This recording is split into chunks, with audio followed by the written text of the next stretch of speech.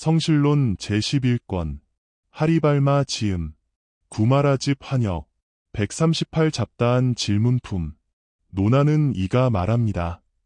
모든 번뇌는 대부분 10가지 불임에 속해 있습니다. 그러므로 이 10가지 불임에 대해 논의하고자 합니다. 10가지 불임이란 탐냄, 성냄, 교만, 무명, 의심, 그리고 5가지 그릇된 소견을 말합니다. 질문합니다.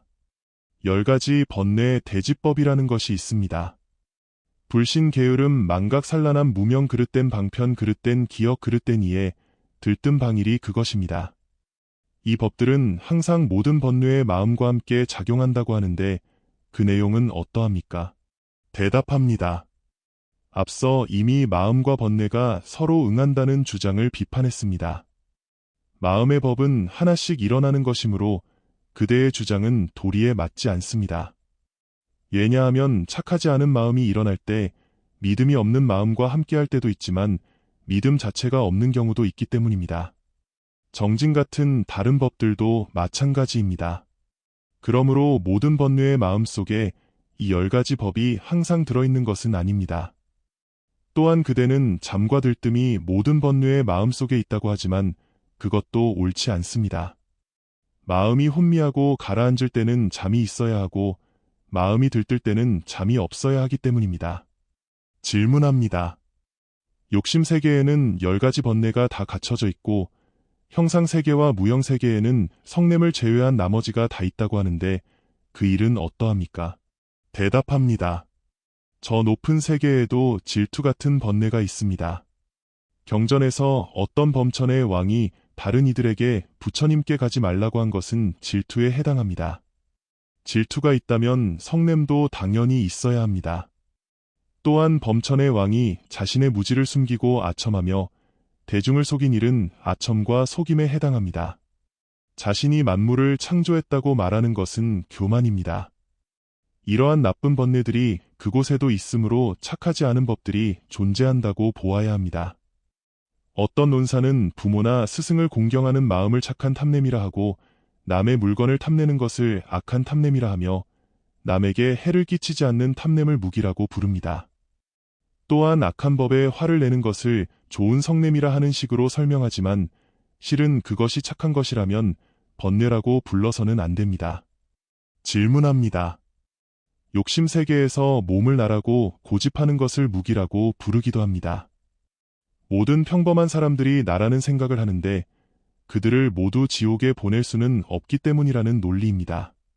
이것은 어떠합니까? 대답합니다. 몸에 대한 고집은 모든 번뇌의 근본입니다. 그런데 어떻게 무기라고 하겠습니까? 또한 영혼이 있다고 주장할 때마다 그것을 무기라고 할 수는 없는 일입니다. 질문합니다. 어떤 사람이 그릇된 소견을 가졌다가 의심을 품게 된다면 그것은 착하지 못한 일입니까? 대답합니다. 그것은 착하지 못한 일이 아닙니다. 그릇된 확신에 빠져 있는 것보다는 차라리 의심을 품는 것이 낫기 때문입니다. 질문합니다. 욕심세계의 번뇌는 욕심의 삶을 이어가게 하고 형상세계와 무형세계의 번뇌도 각각 그 세계의 삶을 이어가게 한다는데 맞습니까? 대답합니다. 애욕만이 삶을 계속 이어지게 합니다. 기뻐하는 마음이 먼저 있고 그 뒤에 태어남이 있기 때문입니다. 애욕은 고통의 원인이며 먹고 마시는 탐욕 때문에 어디든 태어나게 됩니다. 그릇된 소견 자체에는 이런 힘이 없습니다. 교만이나 성냄도 결국 그 밑바탕에 애욕이 있기 때문에 삶이 이어지는 것입니다. 질문합니다. 번뇌 중에서 도를 보는 단계에서 끊는 것은 무엇이며 수행의 단계에서 끊는 것은 무엇입니까? 대답합니다. 탐냄, 성냄, 교만, 무명은 2단계 모두에서 끊고 나머지 6가지는 도를 보는 단계에서만 끊습니다. 질문합니다. 수행자에게도 나라는 마음이 남아 있습니다. 그렇다면 몸에 대한 고집은 수행 단계에서도 끊지 못한 것 아닙니까? 대답합니다. 그것은 소견이 아니라 교만의 일종입니다. 소견은 겉으로 드러나는 모습을 말하기 때문입니다. 질문합니다. 인색함, 질투, 후회, 아첨 등은 오직 수행의 단계에서만 끊는다고 하는데 맞습니까? 대답합니다. 이것들은 도를 보는 단계와 수행의 단계 모두에서 끊습니다. 부처님 제자가 공양받는 것을 보고 질투하던 이가 도를 깨닫고 질투를 버리는 것이 그 예입니다. 인색함이나 후회 아첨 등도 도를 깨달음으로써 사라질 수 있습니다. 질문합니다. 모든 번뇌는 사성제의 어느 부분을 깨달을 때 끊어집니까? 대답합니다. 도를 보는 단계에서 끊어야 할 6가지 번뇌는 괴로움 원인 소멸도라는 4가지 진리를 각각 볼 때 끊어집니다. 나머지 4가지 번뇌는 5가지 경로로 끊어집니다. 질문합니다. 몸에 대한 고집과 치우친 소견은 오직 괴로움의 진리를 볼 때만 끊어지고 계율에 대한 집착은 괴로움과 도의 진리를 볼 때 끊어진다고 하는데 맞습니까? 대답합니다. 모든 번뇌는 실제로 소멸의 진리를 볼 때 완전히 끊어집니다. 몸에 대한 고집도 4가지 진리와 모두 어긋나는 것이므로 4가지 진리를 모두 볼 때 끊어집니다. 수행자가 삶의 고통과 원인 그리고 소멸의 원리를 보면 허무주의나 영원주의 같은 그릇된 소견들이 사라집니다. 계율에 대한 집착도 마찬가지입니다. 그것이 괴로움의 원인임을 알고 열반과 도를 바르게 이해할 때 비로소 끊어집니다. 질문합니다.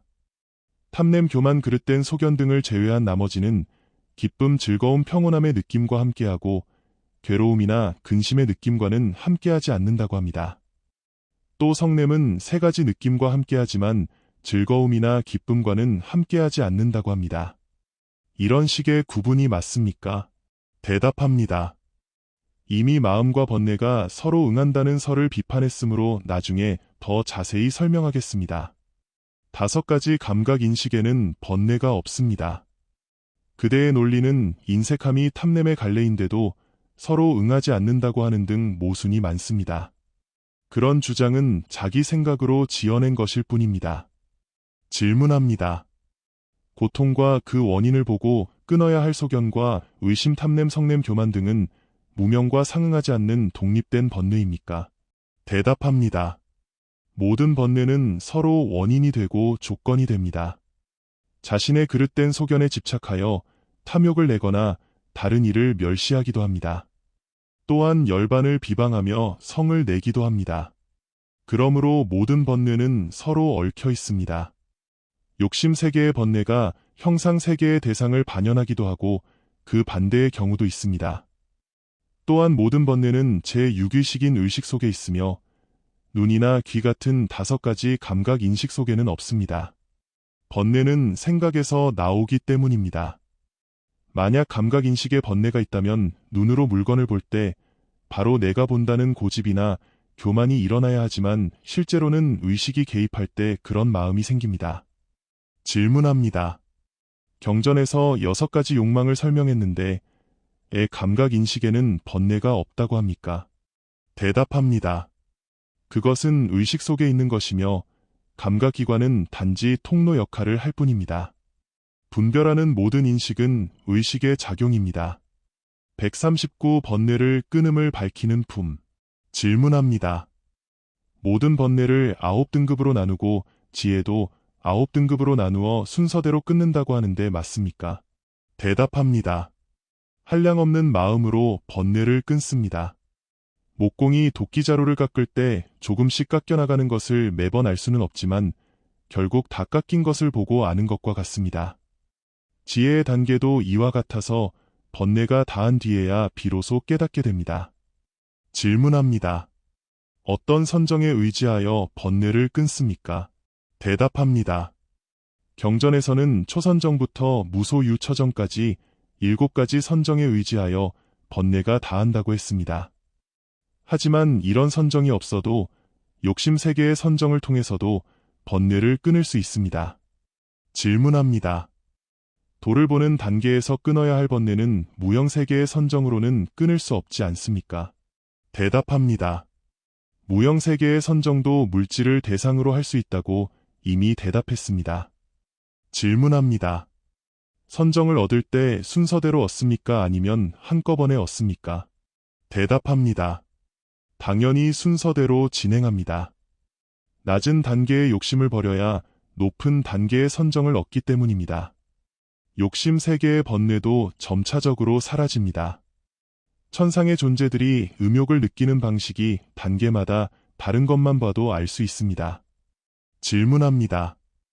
수행을 통해 끊는 번뇌는 점차적으로 끊지만 도를 보는 단계에서는 한꺼번에 끊는다고 하는데 맞습니까? 대답합니다. 모든 번뇌는 소멸의 진리를 볼 때 비로소 끊어집니다. 무상함을 관찰하며 번뇌를 끊기 시작하여 진리를 보는 순간 완전히 사라집니다. 질문합니다. 각 세계의 고통을 관찰하여 그 세계의 번뇌를 끊는 식으로 진행됩니까? 대답합니다. 소멸의 지혜가 번뇌를 끊는 것입니다. 사성제를 관찰하는 지혜가 생겨나고 없어지는 모양을 함께 보기 때문에 번뇌를 끊을 수 있습니다. 5가지 쌓임이 고통임을 알고 그것이 소멸된 정멸의 상태를 볼 때 번뇌가 다합니다. 모든 법에 실체가 없음을 보는 것이 곧 소멸을 보는 것입니다. 해탈의 문을 통해 열반을 대하는 것만이 번뇌를 끊는 유일한 방편입니다. 노나는 이가 말합니다. 번뇌에는 이처럼 한량없는 구분이 있습니다. 해탈을 구하는 이는 이를 잘 알아야 합니다. 번뇌의 과실을 알아야 원수를 피하듯 번뇌를 멀리할 수 있습니다. 번뇌의 속박은 매우 미세하여 높은 하늘의 중생조차도 다시 타락하게 만듭니다. 번뇌를 다 끊지 못했으면서 다 끊었다고 자만하는 것은 위험합니다. 해탈을 방해하는 가장 큰 장애가 바로 번뇌입니다. 번뇌 때문에 몸을 받고 몸 때문에 고통이 생깁니다. 그러므로 고통에서 벗어나려면 부지런히 정진하여 번뇌를 끊어야 합니다. 140번뇌가 원인임을 밝히는 품. 질문합니다. 번뇌가 몸을 받는 원인이라는 사실을 분명히 밝혀주십시오. 어떤 이들은 몸이 원인 없이 생겼다거나 신이 만들었다거나 자연이 생겼다고 주장하기 때문입니다. 대답합니다. 업이 몸을 만든다는 것은 이미 증명되었고 그 업은 바로 번뇌에서 나옵니다. 그러므로 번뇌가 몸의 근본 원인입니다. 질문합니다. 어떻게 번뇌가 업을 만든다는 것을 압니까? 대답합니다. 실체 없는 명칭에 집착하는 무명이 모든 업을 쌓습니다. 아라한은 무명이 없기에 업을 쌓지 않습니다. 번뇌를 버리면 복이나 죄의 업을 일으키지 않습니다. 번뇌를 완전히 끊으면 다시 태어나지 않으므로 몸이 있는 것은 번뇌 때문입니다. 질문합니다. 모든 중생은 본래 번뇌가 없다가 태어난 뒤에 생기는 것 아닙니까? 대답합니다. 아닙니다. 번뇌를 가진 존재는 태어날 때부터 그 흔적을 보입니다. 중생이 깨끗하지 못한 곳에서 태어나는 것은 냄새나 맛에 대한 탐착 때문입니다. 그러므로 번뇌에서 몸이 생깁니다. 질문합니다. 지옥 같은 곳은 아무도 좋아하지 않는데 왜 그곳에 태어납니까? 대답합니다. 어리석음 때문에 죽을 때 뒤바뀐 마음이 생겨 지옥을 아름다운 곳으로 착각하고 달려들기 때문입니다. 목마른 자가 물벌레가 되고 음욕이 많은 자가 참새가 되는 식입니다. 몸에 대한 집착과 교만이 업을 만들고 그 업의 힘으로 여러 세계에 태어나게 됩니다. 질문합니다.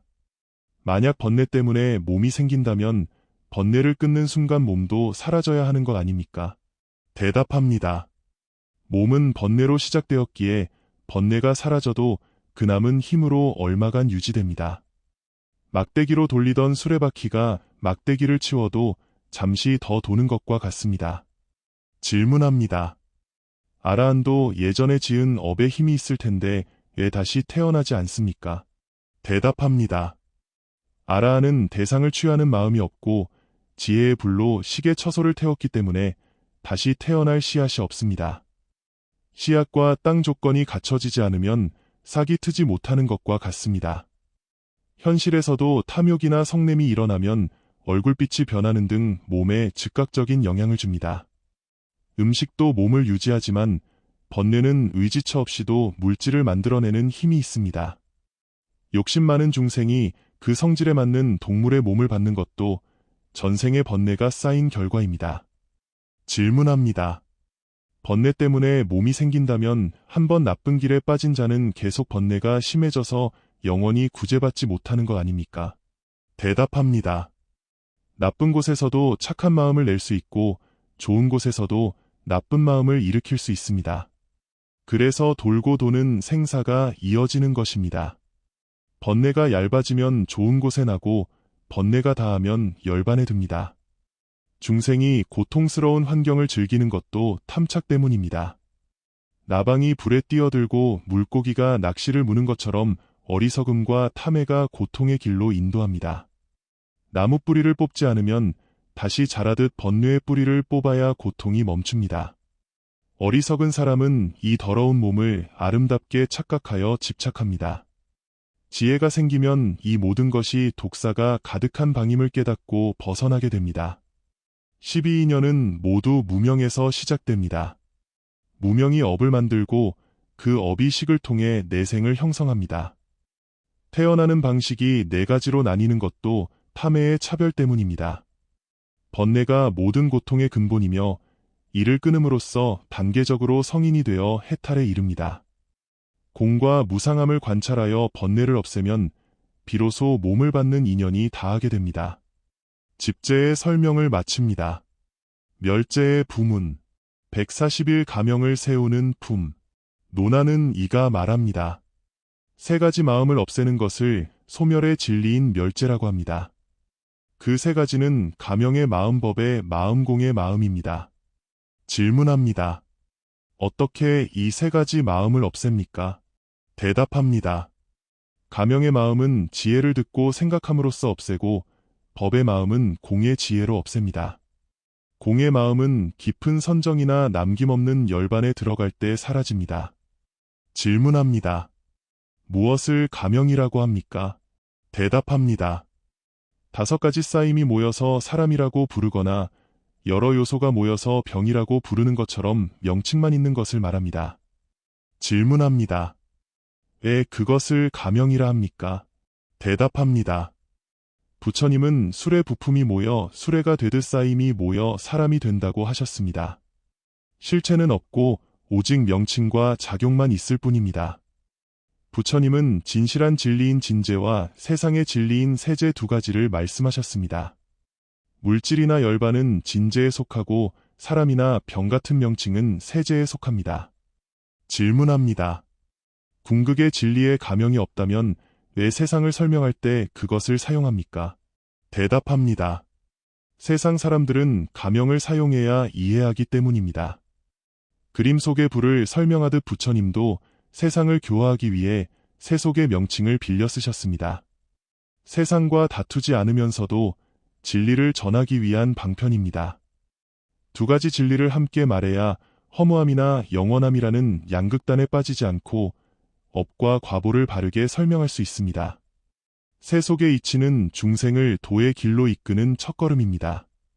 수행자는 먼저 명칭과 실제를 구분할 줄 알아야 나중에 소멸의 진리에 도달할 수 있습니다. 거친 번뇌부터 미세한 번뇌까지 순서대로 없애기 위해 가명을 먼저 이해하는 것이 중요합니다. 새 속에 이치가 있어야 세상의 일어남과 사라짐을 보고 중도를 지킬 수 있습니다. 또한 아직 지혜가 부족한 이에게 무작정 나라는 것이 없다고 하면 두려움에 빠질 수 있습니다. 그래서 먼저 새 속의 이치로 인과를 믿게 한 뒤 점차 공의 지혜로 이끄는 것입니다. 부처님은 가명을 부수는 것이 아니라 가명에 대한 그릇된 집착을 부수고자 하셨습니다. 비록 병이라고 부르지만 실제하는 것은 아니며 5가지 쌓임이라고 부르지만 그것이 곧 궁극의 실체는 아닙니다. 142 가명의 모양품. 질문합니다. 병 같은 물건이 가명일 뿐이고 진실이 아님을 어떻게 압니까? 대답합니다. 가명은 겉모습은 보이지만 실체 속에는 그런 모습이 없습니다. 병의 빛깔이라고 말하지만 그것이 느낌이나 의식의 빛깔은 아닙니다. 등불은 빛을 내고 태우는 작용을 하지만 실제 법의 세계에서 의식이나 느낌은 그런 물리적 작용을 하지 않습니다. 다른 법들이 합쳐져서 만들어진 것은 가명입니다. 가명은 보통 어떤 힘을 가진 것처럼 보이지만 실제 법인 느낌이나 생각은 스스로 무언가를 만들지 못합니다. 수레라는 이름은 부품들 속에 있지만 물질이라는 이름은 그 속에 따로 들어있지 않습니다. 부품들에는 수레라는 이름이 없는데 합치면 수레가 됩니다. 이는 수레가 가명임을 뜻합니다. 가명에 대해서는 마음이 항상 흔들립니다. 말을 보면서 꼬리를 보거나 몸을 본다고 하는 식으로 분별이 나뉩니다. 사람을 대할 때도 손이나 몸 등 부분에 따라 인식이 달라집니다. 궁극의 법 앞에서는 마음이 동요하지 않습니다.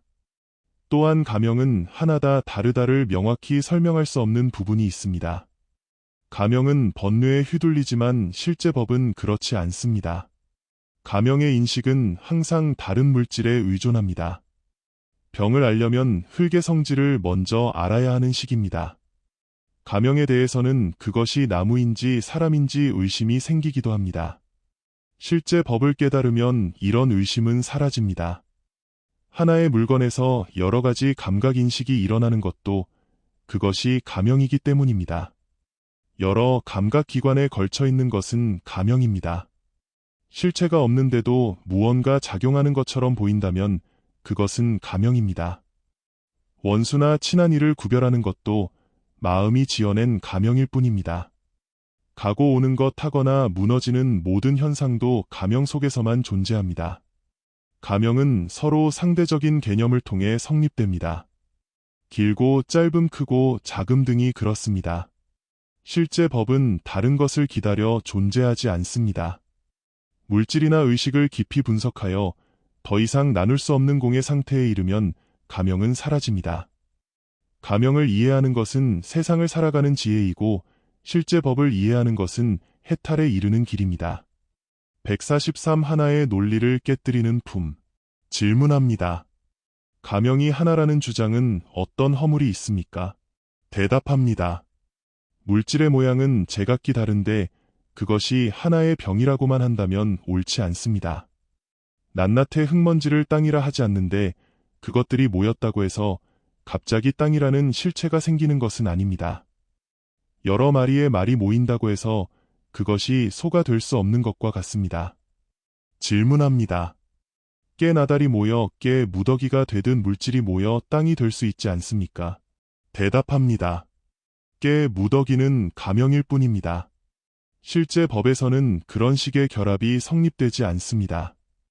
물질 냄새 맡다임은 네 가지 법인데 땅은 하나라고 한다면 넷이 하나가 되는 모순이 생깁니다. 우리는 땅의 빛깔이라고 말하지 빛깔의 빛깔이라고는 말하지 않습니다. 이는 땅과 물질이 하나가 아님을 보여줍니다. 질문합니다. 돌사람의 손발이 곧 돌사람인 것처럼 물질이 곧 땅 아닙니까? 대답합니다. 돌사람의 손을 말할 때 이미 몸 전체를 포함하고 있다면 논리적으로 맞지 않습니다. 몸의 각 부분인 털이나 살을 떠나서 따로 몸이라는 실체가 없는 것과 같습니다. 땅에는 빛깔과 냄새 등이 있을 뿐 땅이라는 독립된 몸체가 따로 없습니다. 이름과 마음이 다 다름으로 하나라고 주장할 수 없습니다. 화합했다는 것 자체가 명칭일 뿐이므로 실체로서의 하나는 존재하지 않습니다. 144 다르다는 논리를 깨뜨리는 품. 질문합니다. 다르다는 주장에는 어떤 허물이 있습니까? 대답합니다. 물질을 떠나서는 땅이라는 마음이 생기지 않습니다. 만약 물질과 땅이 완전히 다른 것이라면 물질을 보지 않고도 땅을 인식할 수 있어야 하지만 실제로는 그렇지 않습니다. 또한 물질과 다른 별개의 땅은 감각기관으로 알 수 없습니다. 질문합니다. 눈으로 보고 몸으로 만져서 병임을 아는데 왜 감각으로 알 수 없다고 합니까? 대답합니다.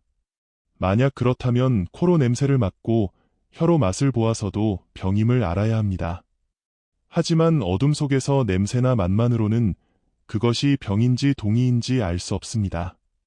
눈으로 보거나 만져봐도 입구만 보이면 그것이 병인지 소치인지 확실히 알 수 없는 것과 같습니다. 5가지 감각은 가명의 명칭을 직접 알지 못합니다. 오직 의식만이 명칭을 이해합니다.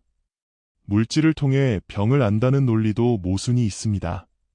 물질은 단지 화합물일 뿐인데 그것이 어떻게 병이 되겠습니까? 보이는 것으로 보이지 않는 실체를 알 수 있다면 물질조차 보이지 않는 법이 되어야 할 것입니다. 물질만으로 모든 것을 알 수 있다면 귀로 소리를 들을 필요도 없어야 합니다. 장님이 만져보고 병임을 아는 것은 명칭을 익혔기 때문이지 물질의 성질을 직접 보는 것이 아닙니다. 따라서 물질을 떠나 별개의 병이 존재한다는 주장은 성립되지 않습니다. 145 말할 수 없다는 논리를 깨뜨리는 품. 질문합니다. 말로 다 할 수 없다는 주장에는 어떤 허물이 있습니까? 대답합니다. 실제 법의 세계에서 하나다, 다르다로 설명할 수 없는 것은 없습니다. 모든 법은 각자의 고유한 모양이 있습니다. 물질은 무너지는 성질이 있고 의식은 분별하는 성질이 있습니다. 이것이 물질이다 아니다라고 명확히 말할 수 있습니다. 법에는 질서와 순서가 있는데 설명할 수 없다면 그 질서조차 사라질 것입니다. 단지 가명의 세계에서 하나이기도 하고 다르기도 하기에 말로 다 못한다고 할 뿐입니다. 146 없다는 논리를 깨뜨리는 품. 질문합니다. 없다는 주장에는 어떤 허물이 있습니까? 대답합니다. 모든 것이 없다면 죄와 복, 인과응보 속박과 해탈도 사라집니다. 말을 하는 자도 듣는 자도 없게 됩니다. 우리가 무언가를 주장할 때는 현재의 경험이나 추측 또는 경전을 근거로 하는데 아무것도 없다면 이런 근거들조차 설 자리가 없습니다. 병이나 동의는 실제로 우리 앞에 나타나 있고 우리는 그것을 분별합니다. 차별이 분명히 존재하는데 어떻게 아무것도 없다고 하겠습니까?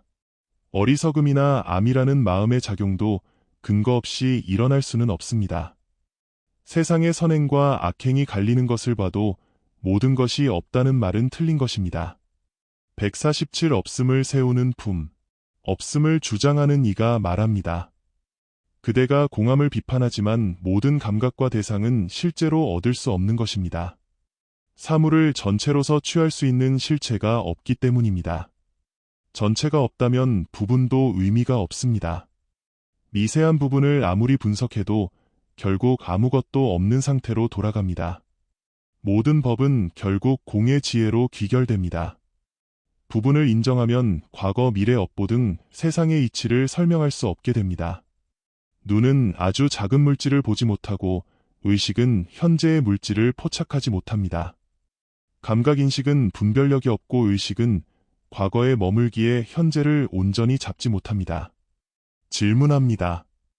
안식이 대상을 보고 난 뒤 의식이 그것을 기억함으로 분별할 수 있지 않습니까? 대답합니다. 안식은 대상을 보는 즉시 사라집니다. 의식은 그 대상을 직접 보지 못하는데 어떻게 기억하겠습니까? 보지 못한 것을 기억할 수 있다면 장님도 색을 기억해야 합니다. 기억이란 허망한 것이며 있지도 않은 것을 망상으로 붙잡는 것일 뿐입니다. 눈이 대상을 볼 때 그것에 닿아서 봅니까? 아니면 떨어져서 봅니까? 닿아서 본다면 눈은 이동하지 않으므로 볼 수 없고 떨어져서 본다면 세상의 모든 것을 한꺼번에 보아야 하는데 그렇지 못합니다. 눈과 대상이 먼저 있고 인식이 나중에 생긴다면 그 인식은 근거가 없는 셈입니다. 눈도 결국 4대 요소일 뿐인데 눈만 보고 귀는 못 본다는 것도 이상합니다. 인식이 생기는 처소에 대한 논의도 모순투성이입니다. 148 소리를 깨뜨리는 품. 없음을 주장하는 이가 말합니다. 말 한마디조차 실제하지 않습니다. 마음과 소리는 찰나에 사라지기 때문입니다. 사람이라는 단어를 들을 때, 사를 들을 때는 람을 듣지 못합니다. 한꺼번에 들을 수 없으므로 소리는 실제가 아닙니다. 깊은 명상에 들면 소리가 들리지 않는데 그것이 진실한 상태입니다. 소리가 귀에 닿든 안 닿든 들을 수 없으므로 소리는 없는 것입니다. 귀는 허공과 같아 실체가 없으며 소리는 요소들의 화합일 뿐인데 화합이라는 실체도 얻을 수 없습니다. 149 냄새맛 다임을 깨뜨리는 품. 없음을 주장하는 이가 말합니다. 냄새는 붙잡을 수 없습니다. 코의 인식은 그것이 무슨 향기인지 분별할 뿐이지 냄새 자체를 얻는 것은 아닙니다. 의식도 냄새를 맡지 못하므로 분별할 수 없습니다. 냄새에 대한 인식은 어리석은 마음이 지어낸 상상일 뿐입니다. 맛과 다임도 마찬가지입니다. 미세한 입자 속에서 닿는다는 감각을 끌어낼 수 없으므로 다임 또한 존재하지 않습니다. 150 의식을 깨뜨리는 품. 의식도 법을 붙잡지 못합니다. 의식은 현재의 물질 냄새맛 다임을 포착할 수 없기 때문입니다. 과거와 미래는 존재하지 않으므로 의식이 그것들을 붙잡을 수도 없습니다. 질문합니다. 의식이 대상을 모른다면 자기 자신은 알 수 있지 않습니까? 대답합니다. 법은 스스로를 알지 못합니다. 칼이 제 나를 벨 수 없는 것과 같습니다. 과거와 미래가 없으므로 다른 마음도 없습니다. 그러므로 의식은 자신도 대상도 알지 못합니다. 기억이나 반연에 대한 집착도 모두 논리적 오류가 있으므로 의식은 법을 알지 못합니다. 150일 인과를 깨뜨리는 품. 없음을 주장하는 이가 말합니다. 결과가 원인 속에 미리 있다면 다시 생겨날 필요가 없고 없다면 없는 것이 어떻게 생겨나겠습니까? 흰 실에서 흰 배가 나오고 검은 실에서 검은 배가 나오는 것은 우리가 그렇게 믿고 싶어하는 습관일 뿐입니다. 인과 관계는 모순입니다. 질문합니다. 현실에서 병을 만드는 것을 보는데 왜 결과가 없다고 합니까? 대답합니다. 병이 아직 안 만들어졌다면 없는 것이라 만들 수 없고 이미 만들어졌다면 만들 필요가 없습니다. 만드는 찰나라는 시간은 존재하지 않습니다. 과거는 지나갔고 미래는 아직 오지 않았으며 현재는 머무르지 않기 때문입니다. 만드는 사람이라는 실체도 분석해보면 찾을 수 없습니다. 원인이 결과보다 앞서거나 뒤서거나 동시에 있는 것 모두 모순입니다. 아버지가 없는데 아들이 생길 수 없고 아들이 없는데 아버지가 있을 수 없으며 동시에 있는 것은 서로의 원인이 될 수 없습니다. 인과가 하나라면 구분이 없고 다르다면 연결이 안 됩니다. 사물은 스스로를 만들지 못하고 남이 만들어주는 것도 아닙니다. 만드는 주체도 만드는 생각도 없습니다. 마음이 있어서 만들어지든 없어서 만들어지든 그 과정에는 수많은 논리적 허점이 있습니다. 따라서 감각과 대상 모든 법은 실제하지 않습니다. 152 세상의 진리품. 대답합니다. 그대가 모든 인연이 공하다고 주장하지만 그 말조차 공하다면 그대의 주장도 성립될 수 없습니다. 논리적으로 공함을 세우려 해도 대답하지 못하는 부분이 생깁니다. 그러므로 모든 법이 아예 없는 것은 아닙니다. 그대가 감각과 대상이 없다고 하는 문제들은 인간의 생각이나 토론으로 해결할 수 있는 범위를 넘어선 것입니다. 부처님은 세상의 일중생의 일업의 인연 명상하는 이의 상태, 부처님의 경지 5가지는 생각으로 헤아릴 수 없다고 하셨습니다. 이는 오직 모든 지혜를 갖춘 부처님만이 온전히 아시는 영역입니다. 성문이나 벽지불조차 부분적으로만 알 뿐입니다. 부처님은 모든 법의 근본과 지엽 전체와 부분을 통달하셨습니다. 집을 허물기는 쉬워도 짓기는 어렵듯 공함을 말하기는 쉬우나 법을 바르게 분별하는 지혜를 내기는 어렵습니다. 부처님은 해탈에 꼭 필요한 법만 말씀하셨을 뿐 세상의 모든 차별상을 다 일러주시지는 않았습니다. 말씀하시지 않았다고 해서 그것이 없는 것은 아닙니다. 그림을 볼 줄 모르는 사람이 그림이 없다고 말하는 것과 그대의 주장은 같습니다. 지혜로운 이에게는 보이고 모르는 이에게는 보이지 않을 뿐입니다. 태어날 때부터 장님인 사람이 색이 없다고 해도 색은 분명히 존재합니다. 부처님은 5가지 쌓임이 있다고 분명히 말씀하셨습니다. 그러므로 물질을 비롯한 모든 법은 존재하며 병의 비유처럼 세상의 진리인 세속의 이치로서 실제하는 것입니다.